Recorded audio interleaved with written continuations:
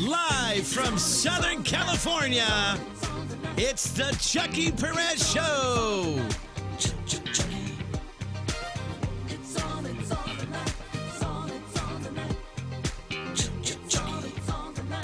Do you have a problem with that? Tonight, Chuckie welcomes special guest. Help me welcome the one, the only, your host, Chuckie Perez.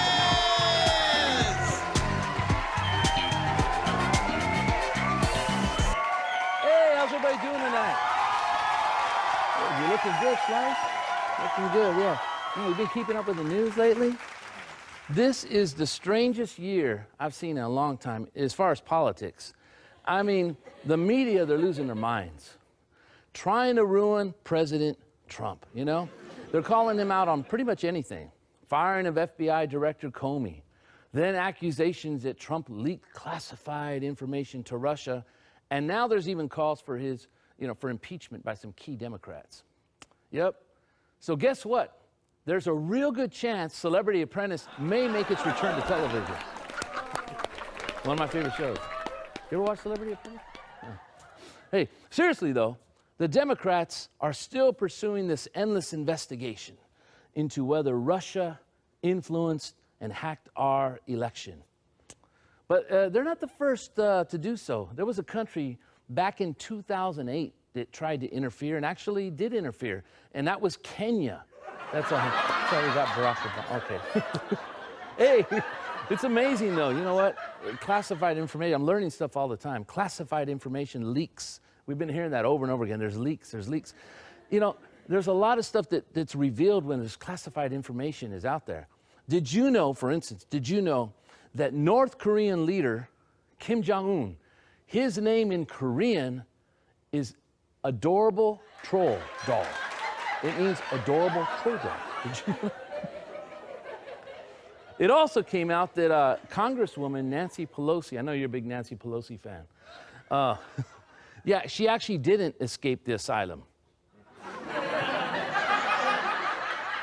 Another thing that was revealed, and this was a big thing during the election, the files also revealed that Stephen Colbert is actually a comedian. I had no idea. I had no idea he was a comedian. I didn't know that. I know. I was surprised too. And one more thing, that another leak that came out is that Vladimir Putin did have a very cozy and friendly relationship with Hillary Clinton. Not that one. There you go. Hey, finally, anybody remember a bad date? Everybody ever have a bad date? Huh? How about a bad first date? Well, this is a true story. Did you hear about this? True story. A Texas man has filed a lawsuit against a woman who was texting during a movie, during their first date at a movie. According to the Austin American-Statesman's paper, 37-year-old Brandon is asking for $17.31, which was the price of a movie ticket to the 3D showing of Guardians of the Galaxy. Well, can you blame her? She's sitting down with a 37-year-old man watching a superhero movie where a raccoon talks for a first date. Hey, she's texting. I know what she's texting. She's texting, help me. Get me out. Hey, we've got a great show for you tonight. We got some great guests. Don't go anywhere. We'll be right back right after this. Hey, welcome back, everybody. My first guest tonight is funny man Mike Cano. Please welcome Mike to the show tonight.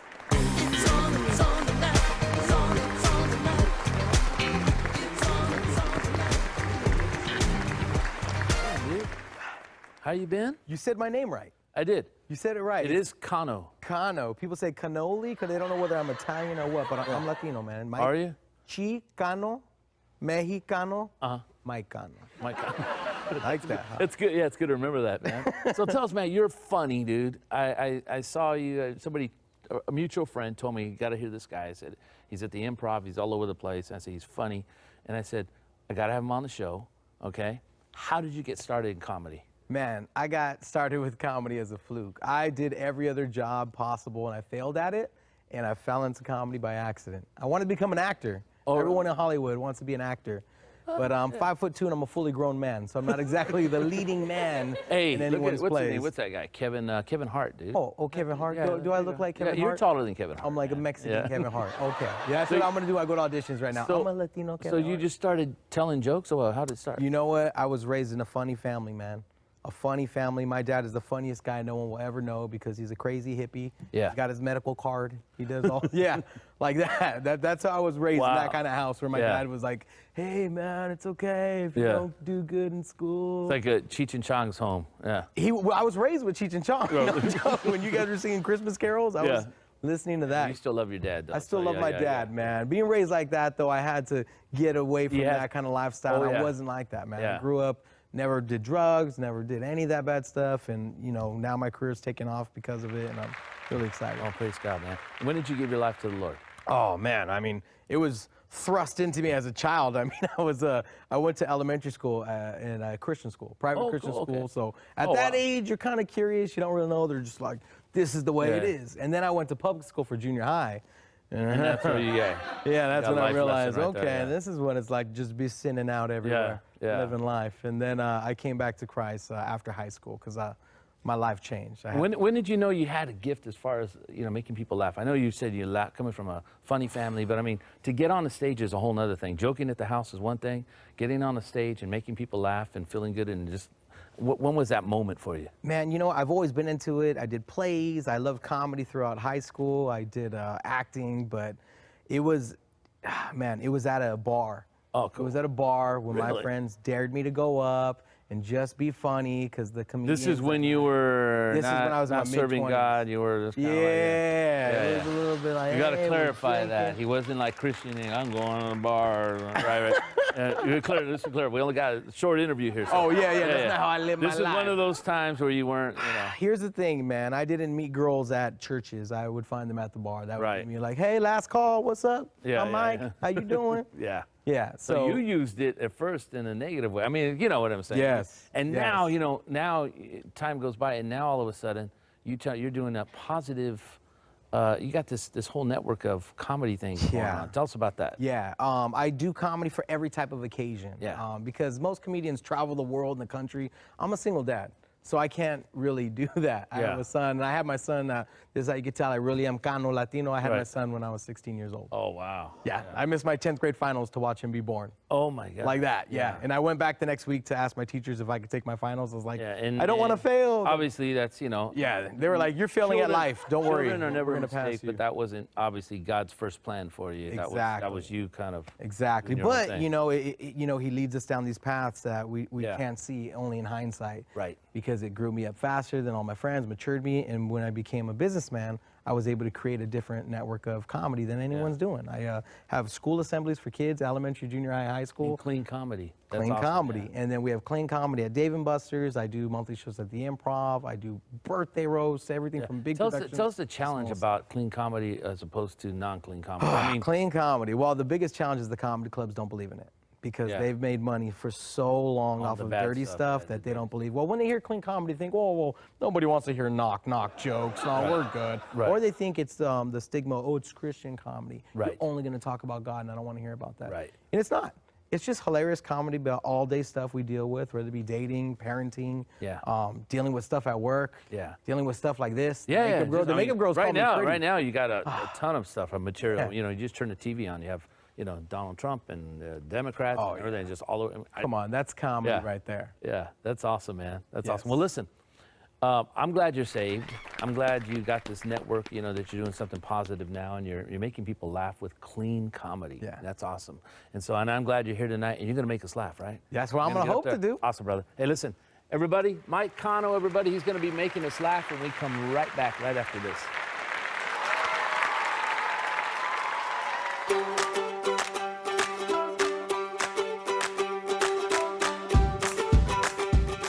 Hey everybody, Chuckie Perez here. Hope you're enjoying the show. I just want to tell you about an organization that I really believe in and that I've recently partnered with, Holt International.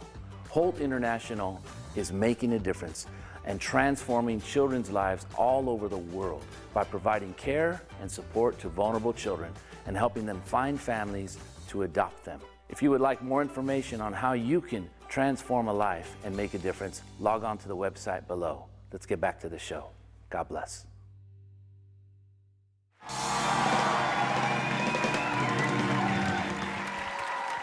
What's up, guys? Comedian Mike Cano here. Like I said earlier, my name is Mike Cano, as in Chicano, Mexicano. Calm down, I'm not that Mexican. I don't even speak Spanish, for reals. Everyone makes fun of me. And I always grew up with my grandma watching like Spanish TV, the novellas. I always wanted to be like those guys in the soap operas. Just get any beautiful woman with just their voice like, Hola, mija. My name is Miguelito Suavecito. Ay, if you want me, yeah, you're the one I'm pointing at. Just blink, baby. But instead, I got the short jeans. Don't let this stage or camera fool you, okay? I am 5'2" and I'm a fully grown man, all right? This is what I look like on the toilet before the show, no joke. People were trying to come into my stall like, I'm like, hey, bro, I'm in here. I don't see no legs, man. I don't see no legs. It's right there. It's even worse when I try to meet beautiful women at the club. I'm like, uh-oh, what's up, girl?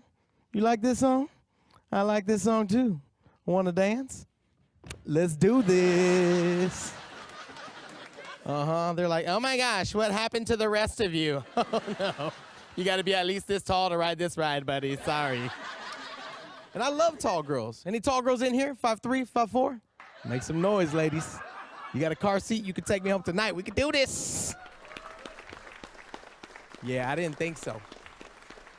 I'm single, though. I'm trying to get back out there. I just started going to the gym. Anyone else getting fat just in time for summer? Oh, I'm the only one? Really? Okay. Every January, I tell myself the same lie. Every January, I'm like, this is the year I'm getting ripped. This is the year I'm getting in shape. And then in February, the McRib comes back and just messes up everything I've been working on. It's not me. It's the trainers. Like, you're too aggressive.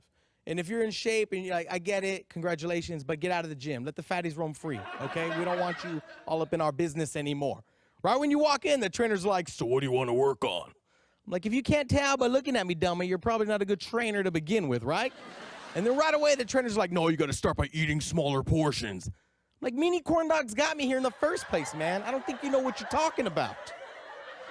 And then we go work out, and the trainer doesn't even pay attention to you. Just check out their own body in the mirror. You ever see that? Just, oh, look at that arm. It's so veiny, yeah.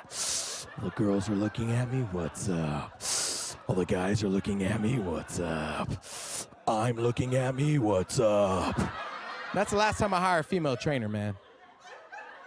And I'm from SoCal. I actually live in Chino, California. I don't know if you guys know where that's at. It's famous for cow poop in prisons, basically, yeah.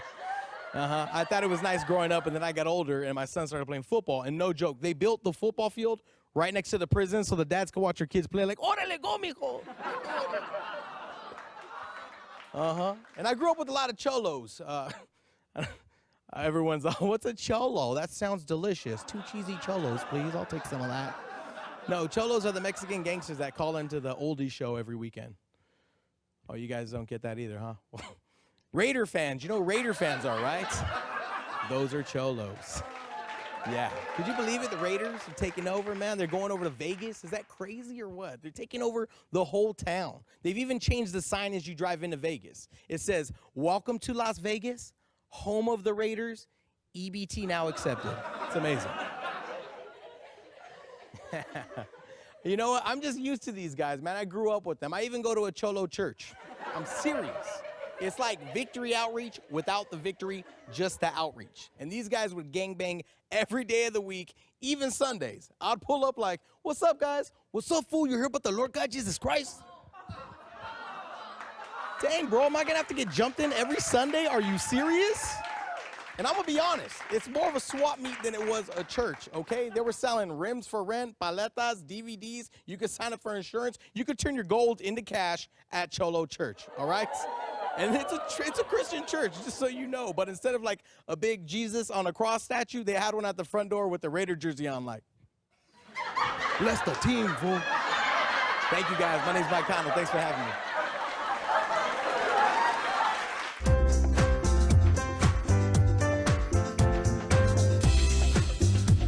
I'm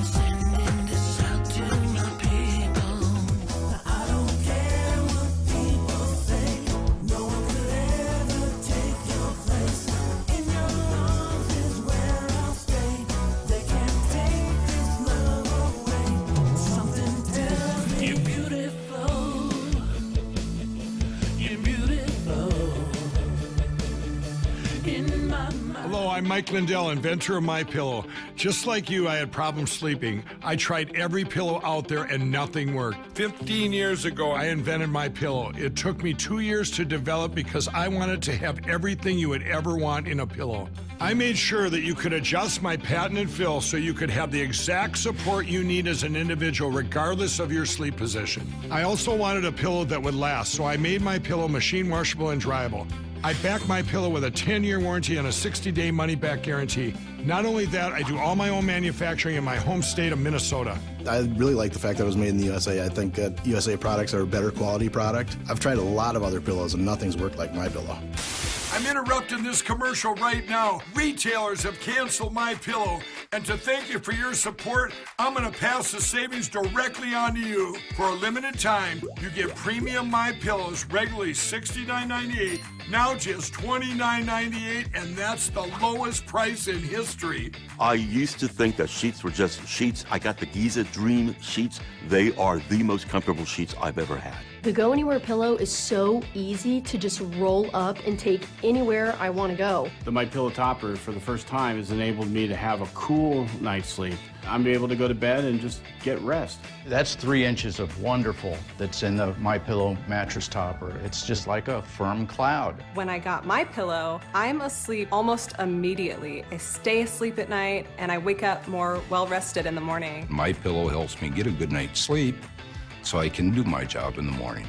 Go to MyPillow.com right now to get deep discounts on all MyPillow products. For example, you can get my premium MyPillows, regularly $69.98, now just $29.98, the lowest price ever.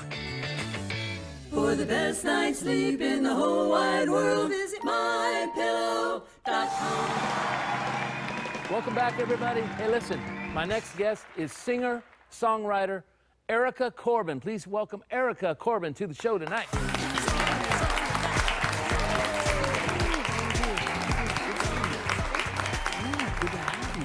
Listen, The Voice. Yeah. Wow, you were on The Voice. I was. Yeah. What's that feel like to go on the stage there and have those red chairs, you know, there and you're singing? What'd you sing? Tell us about that first. It's a pretty intimidating situation. I was more nervous, I think, leading up to it than I was in the actual moment, which was absolutely by the grace of God. But I sang a song called "Wade in the Water." Have you heard of that? It's an old African-American spiritual. Oh, wade in the water. Yeah, exactly. Did you play too?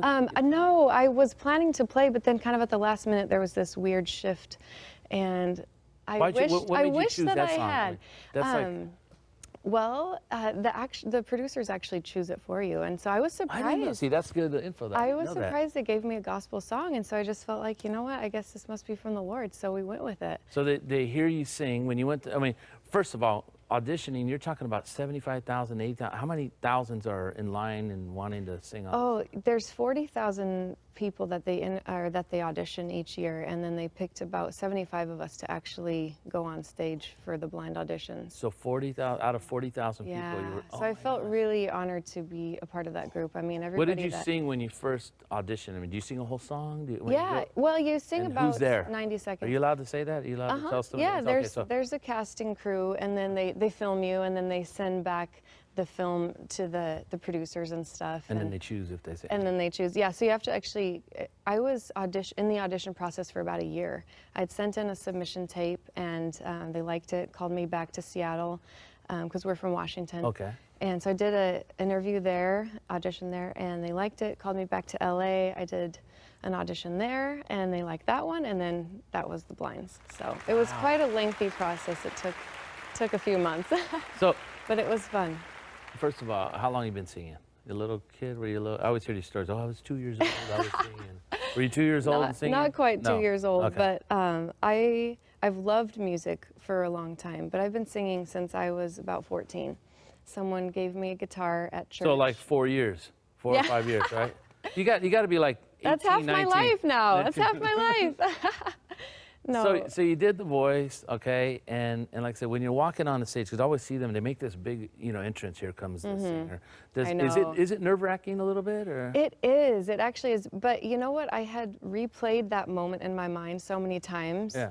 I felt like I had done it. And so when I got there, I wasn't shaking in fear like I'd always thought I would be, because anytime I'd ever watched anybody else audition, I thought I could never do that. I'd just be too nervous. But I think I'd mentally prepared a little bit and just prayed for the grace of God and for peace, and I felt peace in that moment. It was really neat. This is kind of weird, and this is off the... I'm going to turn my chair around. Uh-oh. Sing a little song. Hold on. Sing a little song. And if I turn around, see what you're waiting. Well, now I'm nervous. You're turned around. Okay. Go ahead. Amazing grace. Ooh, that's nice. How sweet the sound that I have my button here, right? A wretch like me. I once was lost. All right. But now Yeah, I would have turned around a long time ago. I'm just enjoying it. That's awesome. That's awesome. Yeah, you got that. I don't even know how to explain. You have a little tiny, soulful, bluesy, country thing there, blend there. That's been a big part of my problem. Yeah. I don't know what genre I am. No, you know what though? I just like music, and I like it all. So. Oh my gosh, I got chills right now. I was on the set right now, voice. Aw. Yeah, that's awesome. Now listen, what's surprising to me is you look like you're 20, okay? Thanks. 20 years old, and you're a mother of 4. I have Married 4, mother of yes. 4. Oh my gosh. And then I heard you homeschool? Yeah. Tell us about that real quick.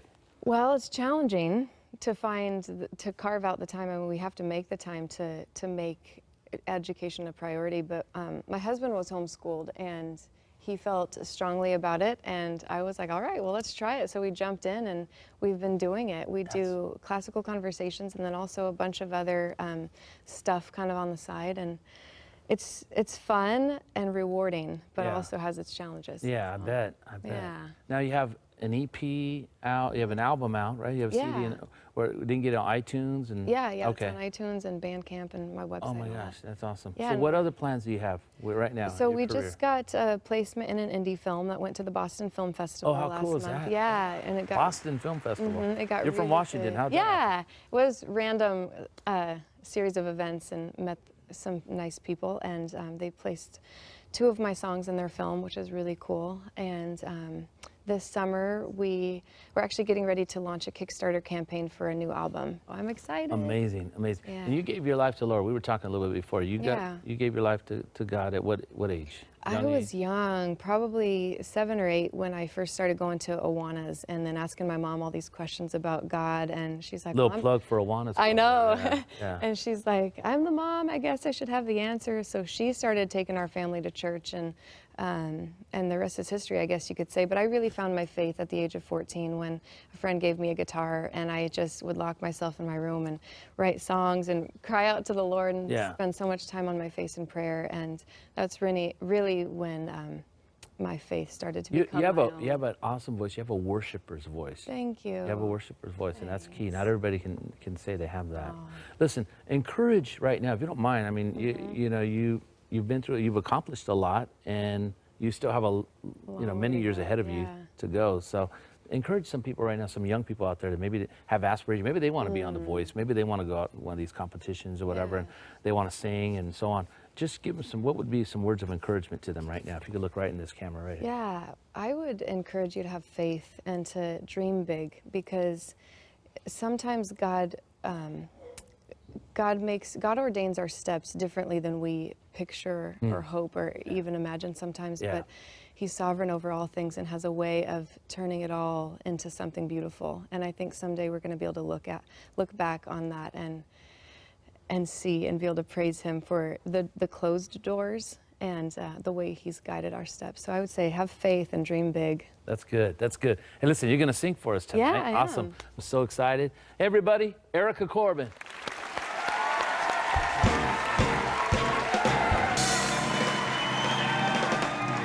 Hey, everybody. I hope you had fun. I know I sure did. Hey, listen, would you write us? There's a website on the screen. Our address is on the screen, all our social media. Let us know where you're watching from, that you're watching, and what guests you want to see on the show, what you like about the show. Give us some feedback. We'd love to hear from you.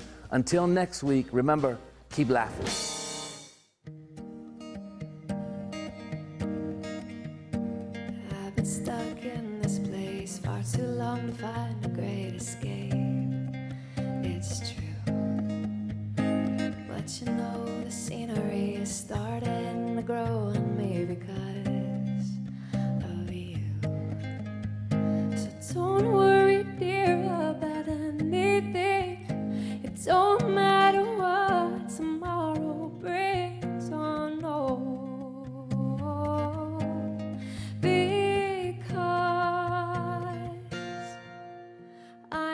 here in the middle, but I can't help feeling it'll all work out for us.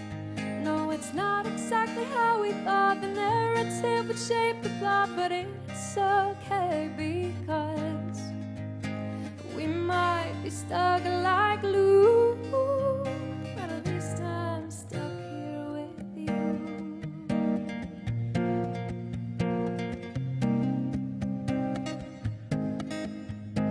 I know you've tried to move and I've wanted to go with you, but here we stay. And all along I've wondered if there was something I was missing far away. But seeds have been dropping from me and you. Now so many things are in bloom.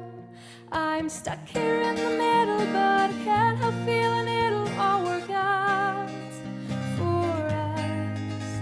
No, it's not exactly how we thought. The narrative would shape the plot, but it's okay because we might be stuck like glue.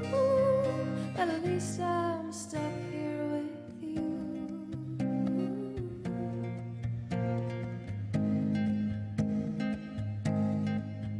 It feels empty-handed to bloom where you're planted, but look at this garden grow.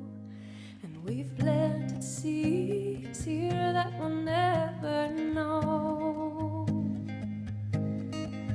I'm stuck here in the middle, but I can't help feeling it'll all work out.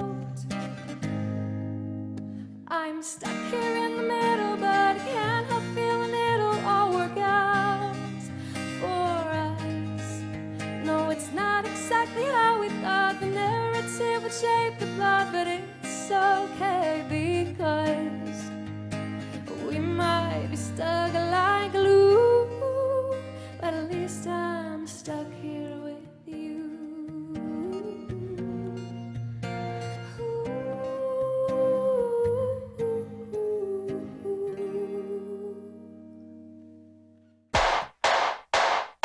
Do you have a problem with that?